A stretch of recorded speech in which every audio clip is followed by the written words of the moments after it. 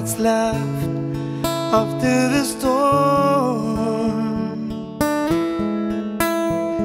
Thousands of lives have perished, thousands of dreams shattered, thousands of young and old crying out for home. Let us extend the helping hand to our brothers, sisters, and friends. Help them rise from pain, build their hopes again. Let the new dawn start breaking in our hands.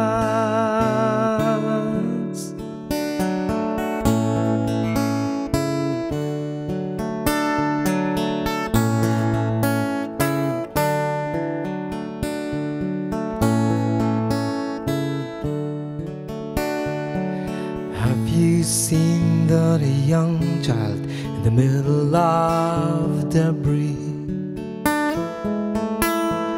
Have you seen that woman with nowhere to go? The rains have become much stronger, the winds become more cruel. Now we need to be one and prepare for the days to come. Lift the spirit of those who have gone, those missing. Carry the cross of those who were saved and living. For tomorrow a rainbow will be cast over the land. Let us extend a helping hand to our brothers, sisters, and friends. Help them rise from pain, build their hopes again. Let the new dawn start breaking in our hands. Come and extend a helping hand to our brothers, sisters, and friends. Help them heal the pain, build their lives again. Let the new dawn start breaking. Keep the spirit of giving.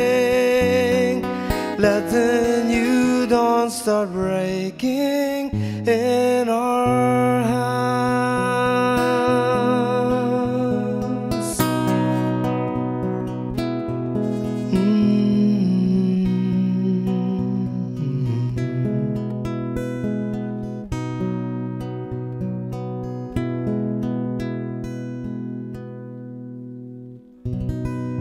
Alright, grabe. Parang naiyak naman ako dun. Sir Noel, welcome to Letters and Music. Hello, thank you very much for having Ang me sarap again. pakinggan ng boses Salamat talaga po. ni Sir Noel. Nakatulog ka? Hindi. Ano talagang nare-relax ang utak ko. Hindi ako makatulog kasi talagang nabubuhay ang utak ko pero nare-relax siya. Maraming salamat. Ganon. Thank you, At thank eto, may magandang balita, Sir Noel, kasi may bago siyang album. Pero bago natin pag-usapan yan, Sir Noel, may mga questions sa'yo ang ating mga ka-Facebook. Sige. Ito, galing kay Mia Lumasag. Sabi niya, "Hi po, Mr. Noel Cabangon. Nais ko lang pumalaman kung anong OPM band or at sinong solo artist ang gusto niyo pong makakollaborate sa isang awitin." OPM band or solo artist? Pag OPM band, sino ba? Siguro, Itchy Worms. Itchy Worms. Nako, ay namamayagpag ang Itchy Worms pa naman ngayon, 'di ba? Kailan lang nanalo yung in-interpret nilang song sa Himigandog P-pop love song ang awitin ni Kuya Davey Tama. Tapos sunod naman nanalo naman si Kuya Jazz. Si Jazz. Sa Philpop, amazing. Grabe. Sa solo singer naman. Si Ellie Buendia. Ellie Buendia, wow. Sa mga rockstar. Rockers pala si Sir Noel. Hindi. Parang- Folk, okay, folk. Folk. Pero rockers at heart. Ganon. Ito namang galing kay Kevin Rod, ako Zar Matira. Paano po ba kayo nagsimula sa show business? At pwede din po bang makarinig ng kahit konting sample ng awitin nyo pong kanlungan? Favorite po kasi yun. Ang walang kamatayan. Ang ganda ano, kaya ng talaga, kanlungan. grabe. Ayan, sabi niya, favorite po kasi yun ng mga magulang namin, magkakapatid. Siya hindi niya. Favorite niya rin Hindi niya siguro. Well, I started as a folk singer. Kasi yun yung genre ko. Pag folk singer po ba, nagsastart kumanta sa folk arts theater? Joke lang! Sa mga ang tawag nila ngayon mga bars, di ba? But at that time, during the early 80s, I was very young then. And ang uso kasi noon yung mga folk music. Actually, minana namin yan from yung mga nauna nung 70s. Ayun. Yeah, but so yun, and then nagtuloy-tuloy and I started writing my own songs. Pero mas nagkaroon ako ng social involvement. Kumbaga, so mas mga kanta ko ay mayroong social relevance. Ayun. Social commentaries, gano'n. At ito daw, pwede daw pampasample ng kanlungan. Kahit mga 3 lines lang and 4 stanzas. Joke lang!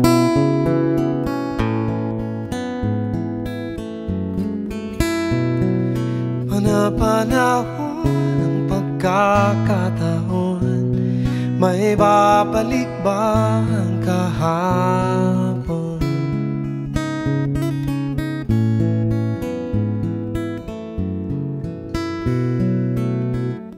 Yan na! Ang sarap naman nun. Na-curious tuloy ako. Ano po ba inspiration nyo nung isinulat nyo yung kanlungan? Well, actually, yung dalawa kami nung kasama ko, si Rom Donggeto, talaga yung nagsulat nun. The songs of environmental kasi talaga siya. And yung love song part, that's just the device. Ayun.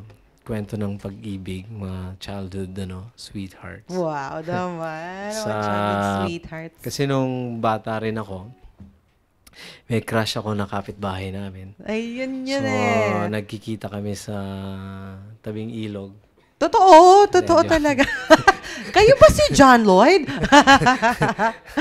May gumamela, namimitas kayong gumamela. Gumamela, lalagay Gumagawa ko kayong sa bubbles. tenga niya. Tapos, naka-Hawaiian shirt siya. Wow.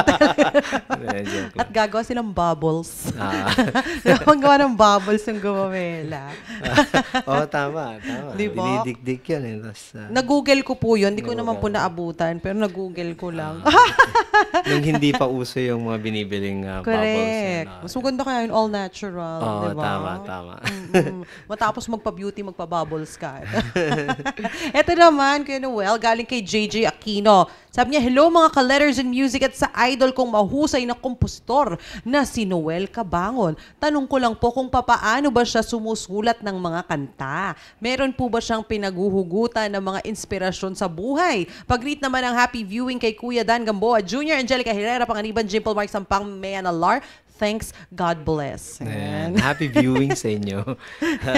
Ano nga ba? Ito nga ba, Sir Noel, kayo ba may proseso kayo na sinusunod pag kayo gumagawa ng kanta? May pang music muna, lyrics muna? Or... Well, normally, sabay yung, yung music and lyrics.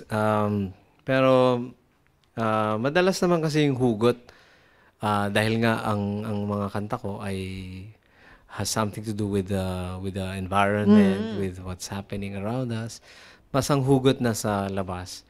And then, because my songs are social commentaries, so mas ganun siya. And then, I used to wake up early in the morning. And then? And then I pick up my guitar and I started writing my songs.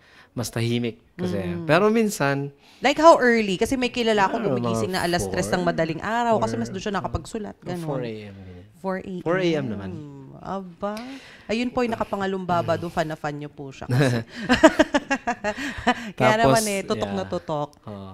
And Tapos then? minsan meron din collaboration like mayroon ng lyrics, may lalapatan ko ng musika, mga ganun. So, may mga ganung proseso. Pero madalas sabay yung music. Ano. At the same time, parang na-appropriate mo na yung tinatawag nilang tamang salita, tamang sukat, tamang Ay, may sukat. linya. Kasi ano rin parang sa tula din. Ano? Mm.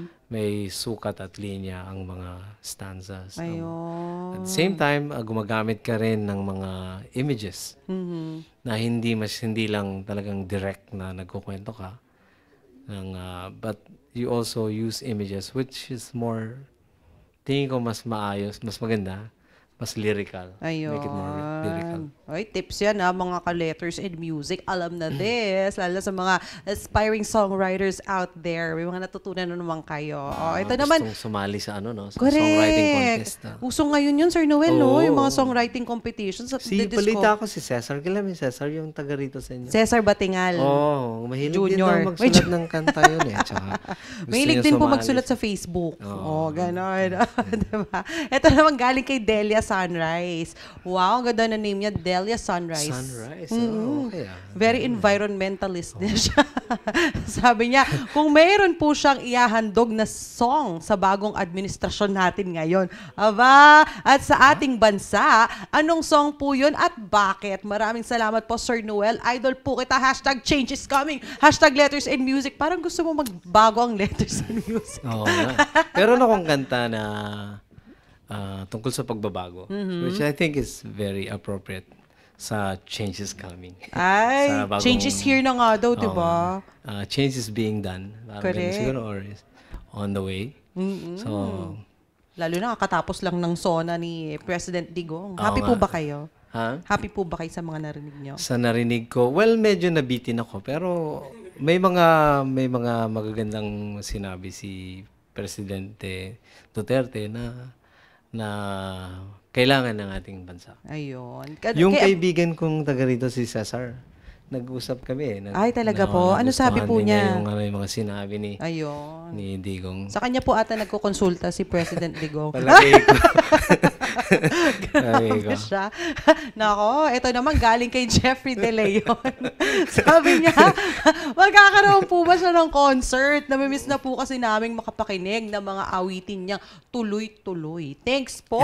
#letters and music. Concert, Sir Noel. Meron ako sa September 16 sa Music Museum. Wow. Medyo kakaiba yung format na Ay, gagawin nako, namin. mukhang may dance number si Sir Noel. Kakain ako ng apoy. Para maiba yun. Split ako. Wow! Ang galing. Anyway, Dapat hindi, natin abangan. ibang yung hindi nila usual na nakikita sa akin at naririnig. So, Wow! Alam yun ko yung- na. Is it too late now to say sorry? hindi, nag-rap ako. Ay, Yeah, tama grana! yun. Yung mga Justin Bieber. Ay, totoo nga. Nahulaan ko. Alam na this. Number 10, may rap. Yung, ito yung tinutukoy ni Kuya Cesar. Itong album. Speaking of album, Sir Noel, bagong album na naman ito. Oo, bagong album. Kasi I sit in the board of the Jesuits Communications Foundation. So parang as my contribution, gumawa ako ng album Wow naman. para sa mga songs of inspiration. At syempre, yung naunan yung kinanta kanina, ang pamagat noon ay After the Deluge. Deluge. Parang na-nosebleed ako sa Deluge. Ano po ba ibig sabihin nun? Delubyo. Yung pala yun. Pero parang mas gusto ko yung Deluge. Kasi Deluge, mas sosyal. Iba yung dating, no? Iba yung dating. At Mas malakas na ang dating. correct. Deluge, Nakakatalino po yung dating. Ganon. Pero ito, Sir Noel, paano po ba namin ma-achieve ang album? Available siya because it's being distributed by and it's also partly produced by Universal Records. So it's a collaboration between Universal Records and Jescom. Ang ganda po ng cover, oh. Yung cover maganda. It's an artwork done by Pauline Palita. Wow. She's a watercolor artist. Ang ganda. A student. Pati likod. From UE. Ayan, may artwork din pati likod. Yan medyo inayos na. Pero actually that's a photograph. Oh, Tapos, okay. ang tawag mo doon, kunwari Ilagyan ng artwork. filter sa Instagram. Tama. Instagram In talaga. artwork. Anyway, nako, ito ba, Sir Noel, downloadable din ito? I think so, yeah. I think it's Ayan. At sa iTunes. iTunes. At syempre, para sa mga upcoming shows and events si Sir Noel, pwede niyo po ba i-share ang inyong mga social media accounts din? Balita ko nagsa-Snapchat daw po kayo eh. Hindi na ako marunong. Nakakayaman, pero hindi po talaga ako marunong masyado nun. Ano lang, Facebook? Facebook, Instagram, Twitter. Para pareho po yun, Noel Cabangon lang po yun. Ayun. At I'm sure itong mga ka-letters in music natin, excited nang marinig ang isa pang inspirational song mula kay Sir Noel. Kaya Sir Noel, Mula okay sa lang po album. ba? Yeah. Ito, mapapakinggan nyo rin sa album ang susunod na awiting ito. Kaya huwag na natin patagalin. Once again, mga ka-letters in music, let's give it up for Sir Noel Cabangon! Woo!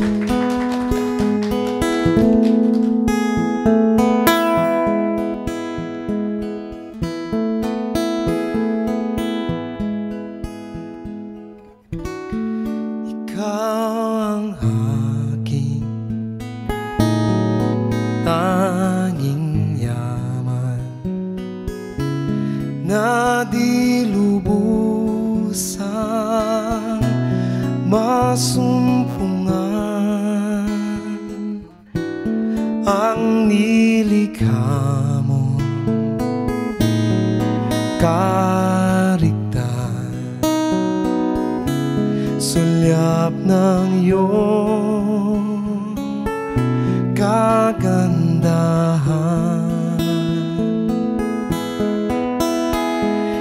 Ika'y hanap sa tuwina nitong pusong ikaw lamang ang saya. Sa ganda ng umaga, nangungulila sa'yo, sinta. Ikaw ang aking tanging yaman, na di lubusang masumpungan ang nilikha mong karigtan, sulyap ng iyong kagandahan. Ika'y hanap sa tuwina, sa kapwa ko ika'y lamang nadarama. Sa iyong mga likha, hangad pa ring masdan ang iyong mukha. Ikaw ang aking tanging yaman, na di lubusang masumpungan ang nilikha mong karigtan, sulyap ng iyong kagandahan.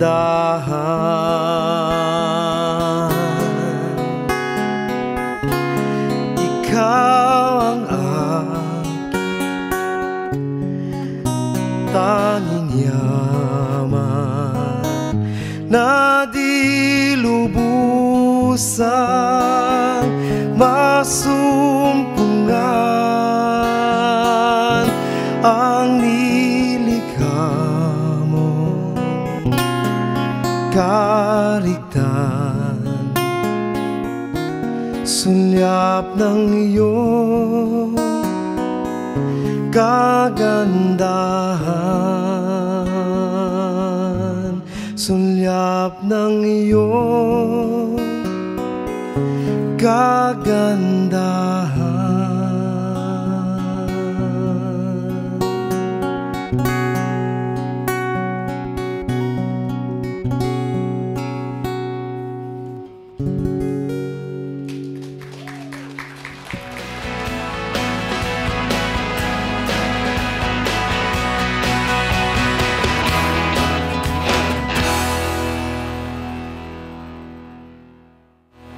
Welcome back mga ka-Letters in Music. Kasama pa rin natin ang grabe nakaka-inspire, nakaka-iyak talaga sa husay ng Sir Noel Cabangon. At syempre, meron lang po pala akong kakamustahin. Kasi alam naman natin na Sir Noel ay Vice President ng OPM, organisasyon ng Pilipinong mga awit. Ano po ba yung mga, kasi nakakatapos lang po ng Linggo ng Musikang Pilipino, ano po ba yung mga naging activities natin? Kakasimula pa lang. Oo, yan. Oo, kakasimula pa nga lang. Ano po ba mga activities natin? Ito parang ang nag-commence ng Linggo ng Musikang Pilipino yung Grand Finals ng Philpop. And then mayroon kaming mga so yung pala ang simula, no? Yan yung ang simula, no? May mga small performances ng mga OPM artists sa Rockwell, sa Giho, Teatrino. And then it will culminate on Saturday, July 30, sa Quezon Memorial Circle. Ay, wow. It's going to be, and will be participated in by mostly in the independent artists. Nakakatuwa, no? Talagang todo-todo na talagang pagpupush natin talaga sa OPM. Kailangan kasi para manumbalik yung pagmamahal ng mga Pilipino sa sarili nating musika. Correct. Naku, matutuwa ang presidente natin yan. At dahil dyan, kung meron kayong mga pasasalamatan at babatiin, Sir Noel, go ahead. Nagpapasalamat ako sa Universal Records at saka sa Jescom for this album. At sa lahat po ng mga tumangkilik na sa album na ito, maraming salamat. Salamat din sa mga magulang ko. Hi, Mommy. Hi, Daddy. At siyempre salamat sa Panginoon sa pagbibigay sa akin ng talent sa musika. At sa pagpapatuloy na makalikha ng mga awitin na may kabuluhan. At the same time, makapag-entertain din sa ating mga kababayan. Sa mga nalulungkot at magbigay din ng inspiration. So maraming salamat po. At thank you very much, Letters and Music. Apple, thank you. Thank you din, Sir Noel. At hindi nyo kami nakakalimutan dito sa Letters and Music. At lagi nyo kami binibisita every time na merong bago kay Sir Noel. Sana kahit walang bagong album. Oo naman. Basta meron kayong gusto i-promote kahit OOTD nyo. At dahil dyan, eto bago tayo magpaalam lagi kayong maging updated.